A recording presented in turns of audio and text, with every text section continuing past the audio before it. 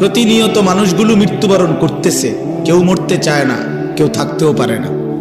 কে তাদেরকে নিয়ে যাচ্ছে বলো নওজোয়ান? কে নিয়ে যাচ্ছে? এক অদৃশ্য মালিক তাদেরকে নিয়ে যাচ্ছে প্রতিদিন, প্রতিনিয়ত। কেউ তো মরতে চায় নাই, কিন্তু কেউ তো থাকতেও পারে না।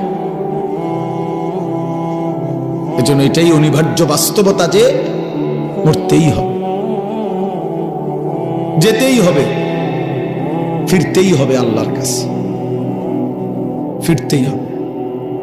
তাহলে কাজেই যেটা চিরন্তন বাস্তবতা, যেটা অনিবার্য সত্য, সেটাকে পাশ কাটানো বুদ্ধিমানের কাজ না।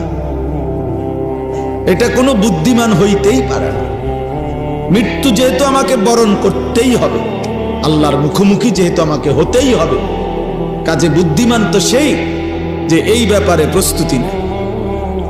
কারণ আমি তো এটা এমন কোনো বেলা আমি নেতা দৈরা এই দল কিংবা ওই দল কিংবা কোন রকম কোন ছল ছাতুরি করে যেহেতু আমি কবর থেকে, মৃত্যু থেকে নিজেকে আড়াল করতে পারবো না, কোনো সিস্টেমে নাই, ন্যূনতম কোনো সম্ভাবনাও নাই, তাহলে অতএব কবরের জন্য প্রস্তুতি নেওয়া, আখিরাতের জন্য প্রস্তুতি নেওয়া, এটাই বুদ্ধিমানের কথা। কারণ এটা তো আমাকে বরণ করতে হবে, তার চাইতে ভালো রেডি হয়ে যাই, প্রস্তুতি নিয়েই যাই। মরতেই হবে যখন, যেতেই হবে যখন। আমার বাপ যদি এই কথাটা আমি বুঝি আমার লাভ, আপনি বুঝলে আপনার লাভ। জওয়ান ছেলে তুমি বুঝলে তোমার লাভ। বাপ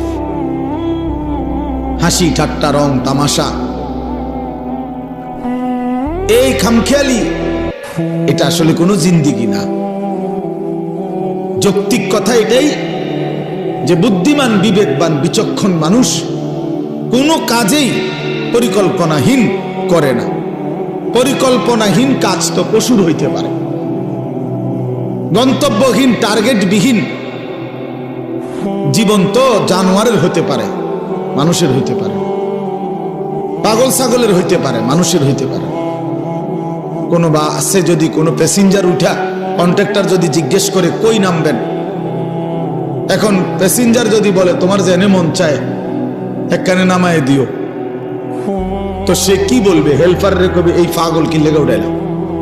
এই পাগল বলতেই পারে না কোথায় নামবে। এখন তুমি নওজোয়ান, বলো ভাইয়া তুমি কোথায় থামবা?